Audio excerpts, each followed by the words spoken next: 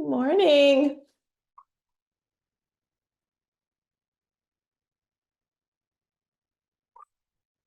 I have East Coast, West Coast here. I love that. How are you doing, Martha? Good morning, everyone. Good morning. Morning, John. Good morning, Wendy. Excited. It's gonna be a great day. It's going to be a great day. I was just chatting with Andrew before we let you guys out of the waiting room, and I was doing it's going to be a great day. And I don't know if you guys can hear one of my dogs barking in the background. The second I get on a recorded call is, when something happens that a dog goes crazy. It's like having little kids. It is. Yeah. It's the like I love working from home. It is the only downside is just, the landscaper shows up at the worst time or something. I know. I know. Oh My God. dog, I've got a pretty big dog and she'll bark, so she's got a really loud bark. But the funny thing is, I'm at the opposite end of the house. So if she's barking at that end, then she has to run down here and look at me and bark again, just so that I know that she was actually barking at something. Yes, yes, but they are the best office mates, though. They are. Yeah. I like it when they just come to the door and they just sense, right? Do I enter into the office or do I back away slowly? Hi, everyone. Thank you for joining. I'm Wendy Forsythe. I'm the president here at Chirag Shah Coaching, and I am your coach for today's session.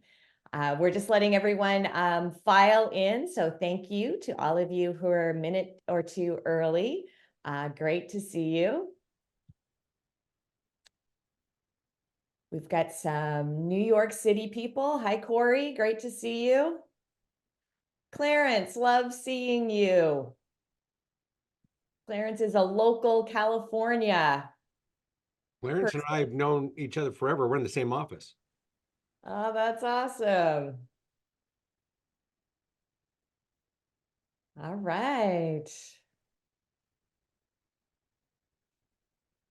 Good morning, everyone. Good morning, Margie. Morning. All right, I'm going to get started. I'm right at the bottom of the hour. So I want to respect all of you who are right on time. For those of you that just joined us, I'm Wendy Forsythe. I'm your CSC coach for today's session. And today we are talking about good old business planning. I remember when I first started in the business, my first sort of business planning, and I'm doing the air quotes for those of you that are just listening to audio, my first business planning session with, at that time, my sales manager. And we went through kind of a session of, talking about numbers and your annual goals, and you've all been through that. And it was all fine and well. And back these days, I'm dating myself now. This was all done on paper. So like I filled out the paper form in the workbook that was done. And can any of you guess what I did with that business plan after that session with my manager? Never looked at it again. Yes, that's From the exactly. same era. That's exactly it. And I saw some other smiling faces around the screens here. I put it in a drawer in my desk and I never looked at it again. And lo and behold, a year went by and it came time to do business planning again, right? Which tends to be the topic of sort of the fall or the end of the year. And went through the same similar exercise with my sales manager again. And what do you think happened to that year's business plan? Same thing as the last one. Same thing. It went into the same drawer, into the same spot as the last one, not to be given any thought again. So some of you may have thought it kind of odd that we would put a business planning session sort of, midstream into our first 90 days together of revenue roadmap. And we did that somewhat strategically. Knowing that we're kind of at the end of February, some of you were probably thinking about business planning, back a couple months ago when the beginning of the year was starting. And, my hope is revenue roadmap was part of your business plan. Clearly you're here. So it was, now we're about 60 days into the year. We're about 2/3 through our first 90 days together in revenue roadmap. And we wanted to revisit the psychology of planning in your business and give you some, tools to use moving forward as we wrap up this first 90 days and gear up for the next 90 days. So I want to ask you all a question just to level set kind of where we're at as a group around just sort of the notion of business planning. So Andrew's going to pop up a poll for all of us. So when you see it pop up on your screen, if you can just answer yes or no, I want to get just a sense without calling anyone out. How many of you have a written annual business plan for 2024 in your business? So give us a yes or a no to that question. Annual written business plan. Andrew, give me a sense when we've got sort of the majority of polls answered. Yeah, we're at 67%, 70% participation. All right, let's pop it up there. Let's see Right. what the majority of you are thinking around this. Andrew, can you share the poll results with us? Yeah, they should be shared now. Oh. It looks like it's 50-50. It's exactly 50-50. 50-50, love it. Okay, that is I'm surprised. That is better than I expected. So kudos to the 50% of you that have that written business plan. And for those of you that don't, we're gonna get you there. So I'm gonna share my screen and we are gonna talk a little bit about some of the we're gonna talk a little bit about business plans and the cycle of business plans. Let me go to sharing just 1 second. I cleaned up all of my screens right before I logged on and I minimized the wrong screen. So let me fix that. All right. Okay, coming back to sharing screen. Here we go. All right. So business planning. One of the interesting things that I think we all deal with every day is, how do we get everything done? There is a lot to do in our businesses, and there's never enough time to do it. One of the great equalizers for all of us, though, is that we have the same 24 hours in a day. So how we choose to use that 24 hours and how we prioritize on that really comes down to execution. And, execution is that sort of gap. And it is the difference I've observed in my years of working with real estate professionals across the US and Canada. It is the difference from getting your career that next level. Like each of us are always looking for that next level. And as we're going from that one tier to the next tier, there's a number of different things to consider along the way. It's not just about numbers, right? Or just about the financial revenue that we make in our plans. Like we work to live. And finding that right balance as we move through those different chapters, those different tiers of our careers has a lot to do with how we approach execution.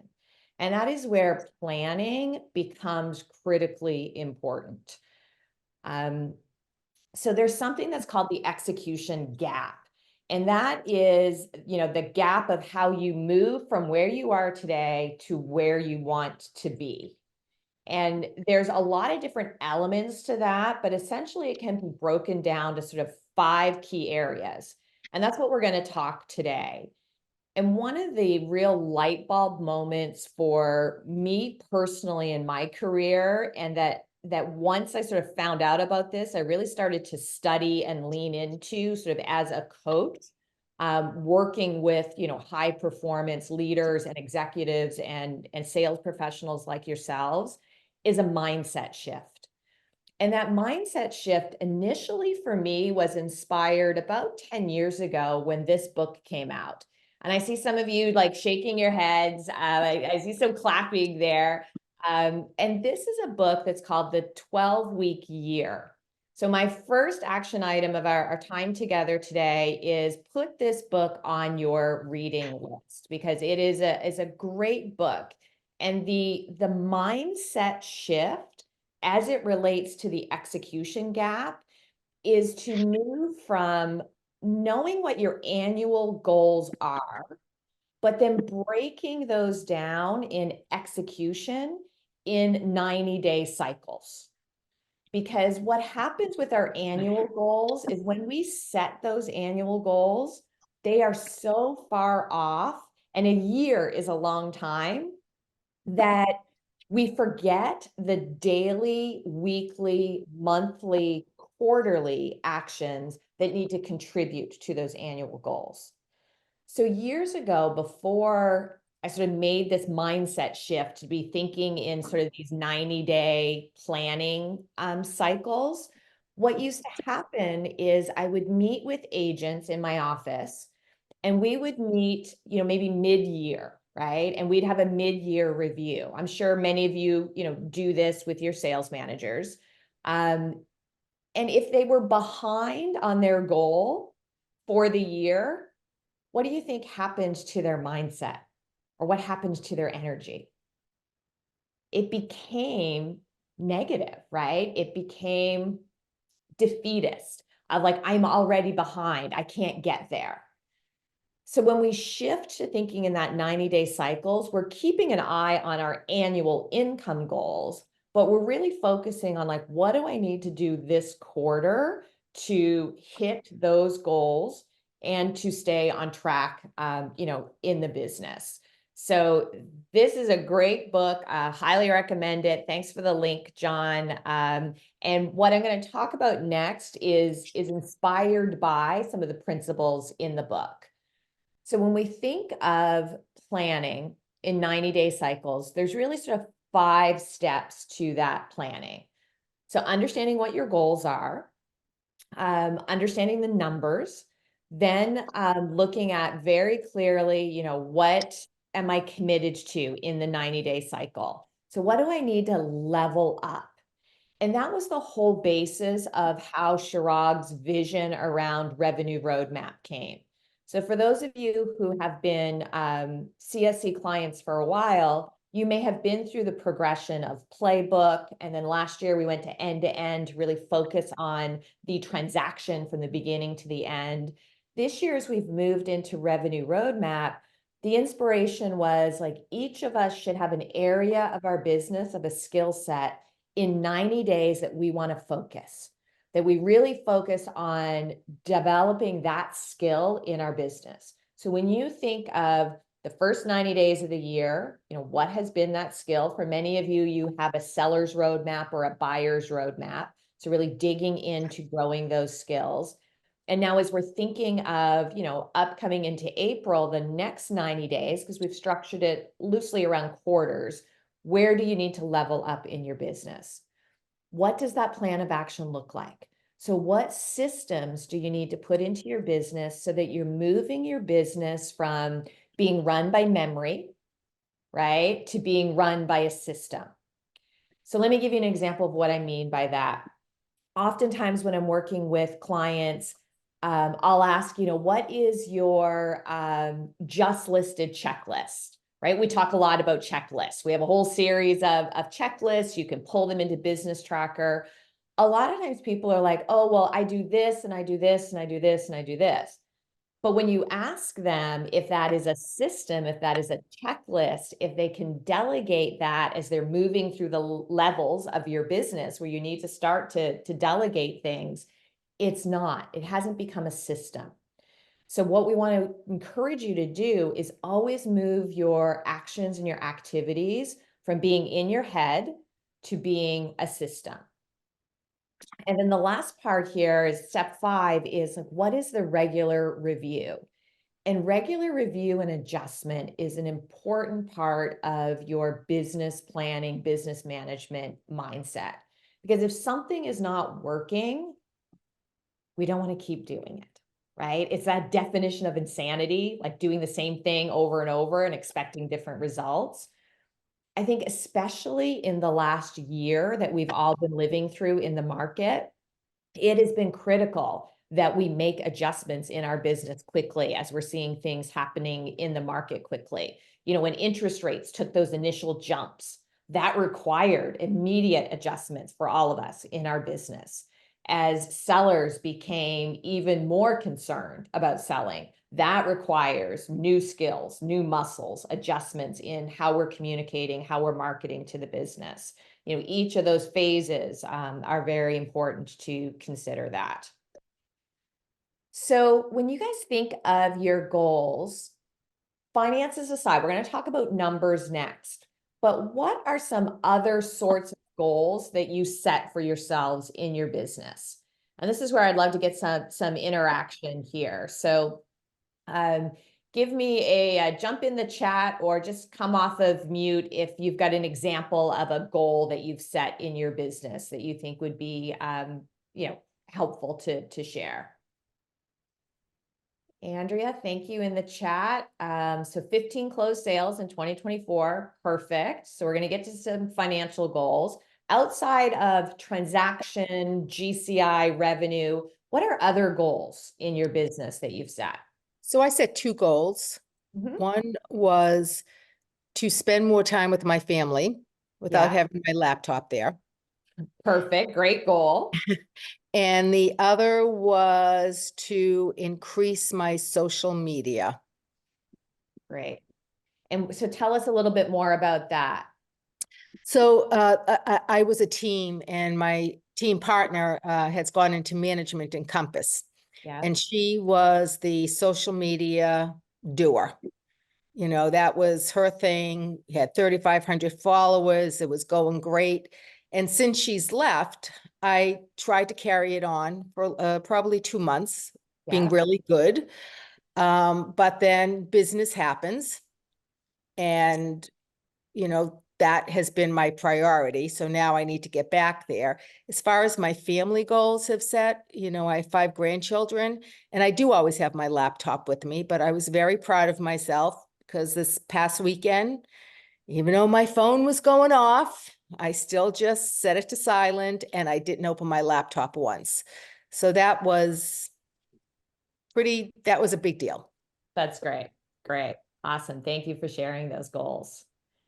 Anyone else have an example of a non-financial goal that they set for themselves in their business? John, I see your hand raised. Yeah. I set a goal. I've been doing the 12-week thing for a couple of years now. Listened to an Audible, then bought the book, then went through really, really slow to kind of get it. But one thing could be like I did was like updating my website and my social media presence. And it was like the first week is like update the bio. The next week is then, you know, put it on here. And it's but picking one main goal that's not necessarily financial of bringing money in, but it's stuff that's going to make your business more profitable and things like that. But I think I'm so glad you're bringing this up, Wendy. Good. Thanks, John. And that, I mean, that's a great goal. I think you both Margie and John hit on something that's really important. And it's that cliche of a goal needs to be sort of a SMART goal, right? Needs to be specific, needs to be measurable, needs to be actionable, needs to like have a time frame attached to it. So that's sort of the acronym of all of those things. So when you're thinking of sort of the next 90 days of resetting, it is really important beyond just the financial part of, I want to do X amount of transactions, I want to make X amount of gross commission income, to think, what are the other goals that I have for myself, my business, my life?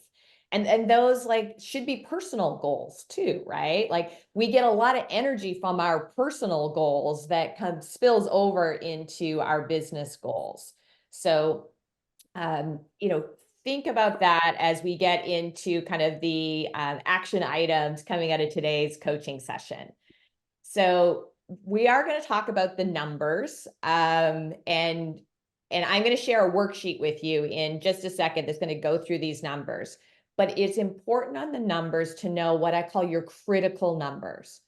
So of course, that's gross commission income, that's transaction goals, but there are other critical numbers to your business, right? Your personal expenses, your business expenses. A lot of times we are not so good in that part of our business. If we can set I want to sell X amount of volume, I want to make X amount of commission. But what really matters is, what do we net? Like, what do we have left after we paid all the expenses for our business to live our lives, right? And what do we need for our personal expenses? And then what about savings? What about investments? What about college tuition? Like, what about those other things that we have? So I'd encourage you, when you think of the numbers, when you attach your two goals, to think broader than just sales volume, gross commission income, and really drill down into all the critical numbers that are in your life. So like I said, I've got a worksheet that I'm going to share with you.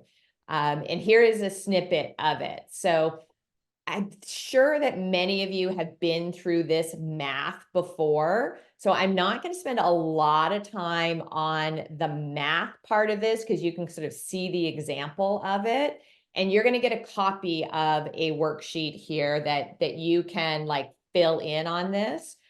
But you'll notice as you go down through the logic that really the important part of this is weekly contacts needed. So we've really drilled into the top line and taken it right down to the bottom line. So that way you can control, what do I need to focus on each day? How many contacts do I need to focus on making each day that will roll up and contribute to my larger income goal? One of the challenges that we often face is, I know I want to get new listings. I know I want those listings to sell. I know I want to work with buyers and secure, property for them, or secure the accepted offer. But what's everything in between to get there? And that's where starting with your contacts is important.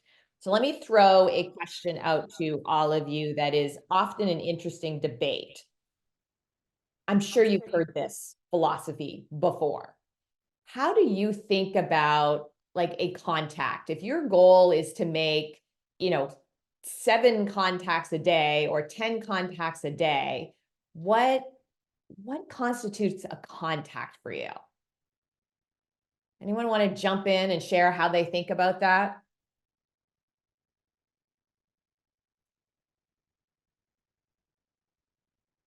So Ralph, I love your comment. That's exactly where I'm going. So are these new contacts or contacts in your CRM? What do you guys think about that?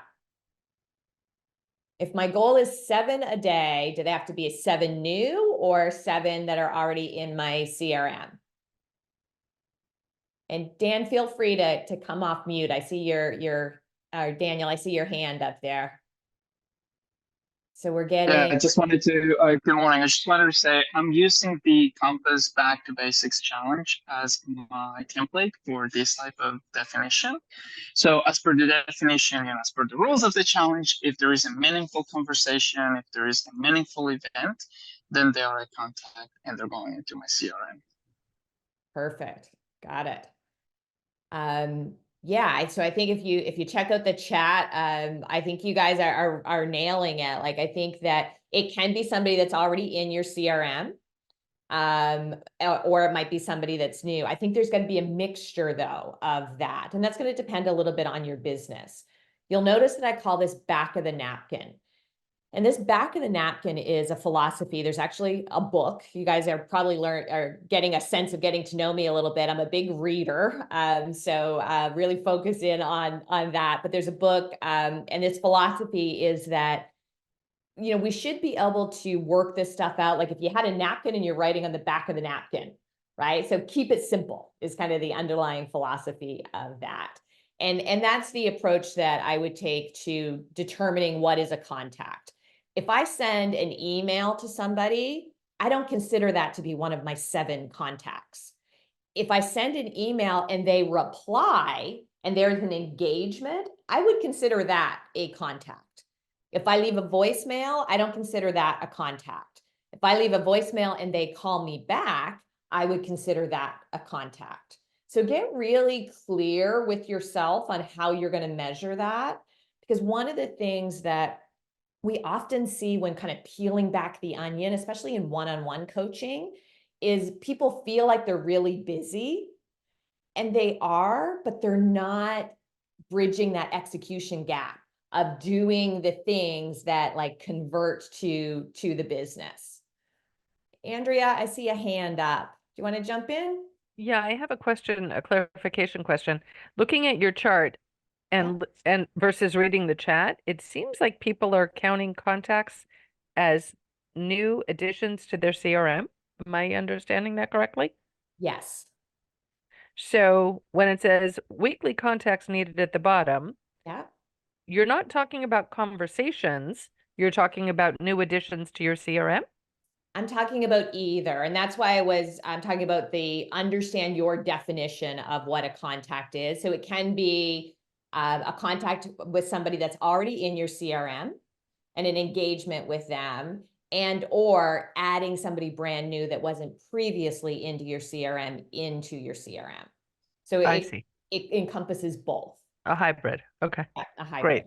great. That's helpful. Thanks. You're welcome.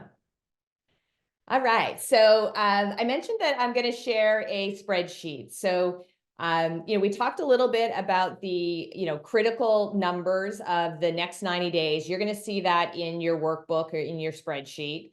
And then really understanding sort of what are my growth opportunities? Where do I need to level up on my skills is kind of the next step. And then, running your business from actual systems and getting those systems into place in your business. And then lastly, the review and adjustment. That's kind of step 5. And the review and adjustment is really helping you to stay on course, and it needs to happen on a regular basis. So one of the things that we always recommend is to schedule a weekly review of your activities and your actions in your business. Now, some people like to do this like on a Friday. Some people like to do it on a Sunday and look back on the previous week and then look forward to the upcoming week. I think you've got to find what works for you. But my recommendation is that you need to, schedule that time as a recurring time slot, time block into your business so that you are doing that. And yes, I love the notion of like, we can still be serious, we can be successful, we can be professional, but we can still have fun. And I think that is a really key part of what contributes to focus and discipline and all those other things. So I'm going to stop sharing my screen for a second and share a new screen with you to show you this worksheet that we've put together. So just one second here. All right. Okay, let me go back. This is always the fun part of Zoom recordings. Okay, so screen share. All right. Okay, you guys are all going to get a copy of this spreadsheet along with today's recording. Oh, sorry, wrong one. Wrong spreadsheet. Remember I said I had too many things open and I was cleaning that up? Let me try that again. There we go.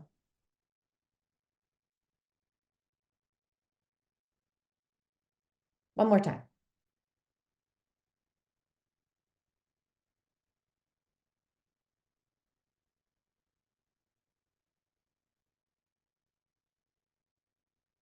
Sorry, guys. All right, this time's going to be the Go time.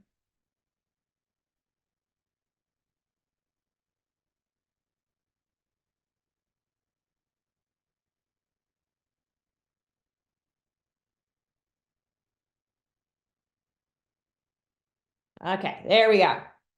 Are you guys all seeing CSC planning in 90-day cycles? Cool. All right.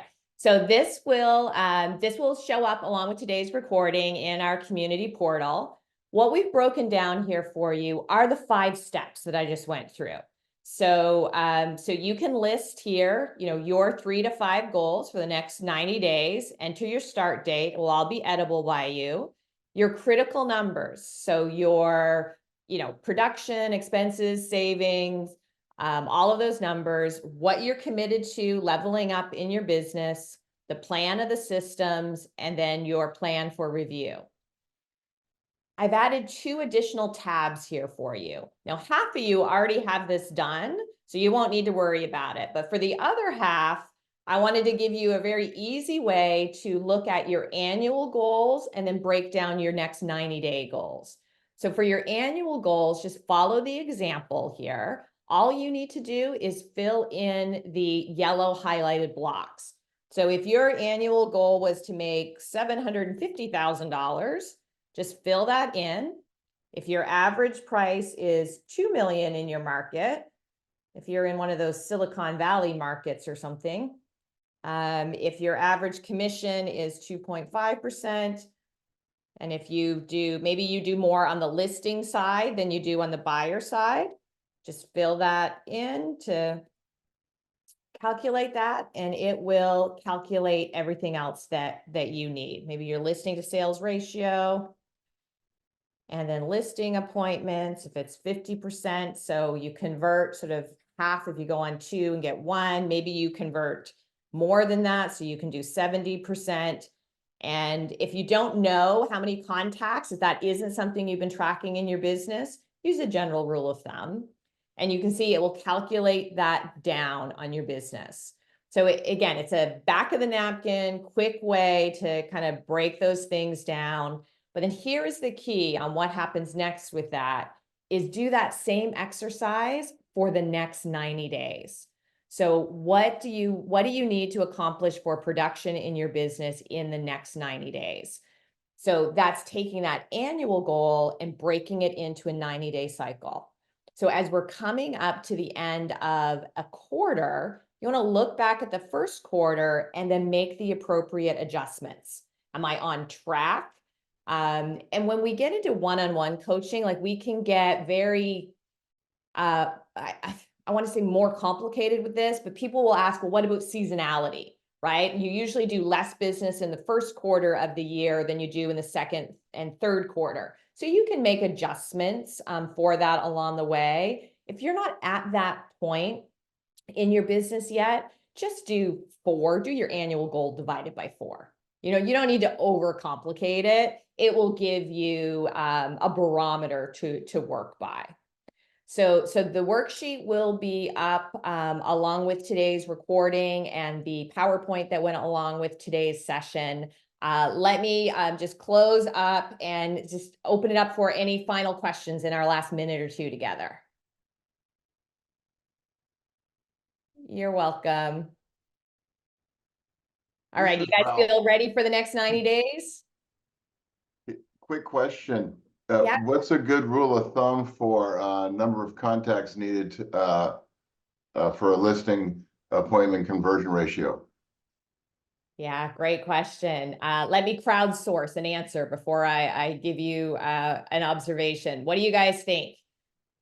Give us in the chat. How many contacts have you found in your business it takes to end up with a listing appointment?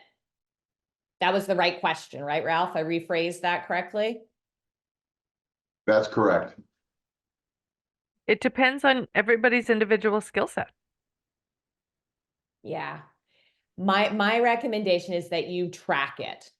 So so start to track so that you know.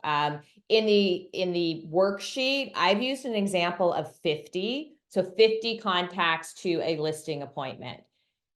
depending on your skill set and your length of time in the business has the biggest impact on that. So when I work with more seasoned agents that do the vast majority of their business from their database and from their sphere of influence, that's a lower number. If you're a newer agent that doesn't have a very large database, doesn't have a referral, system in place, isn't getting repeat business, that's probably a higher number. So typically it will run anywhere from like 50 up to 100 contacts. Again, depending on length of time in the business and where the vast majority of your business is coming from. All right. Thank you guys. Happy planning. Have a great rest of your week. Reach out if we can help with anything, and we'll look forward to seeing you all in the next session. Take care.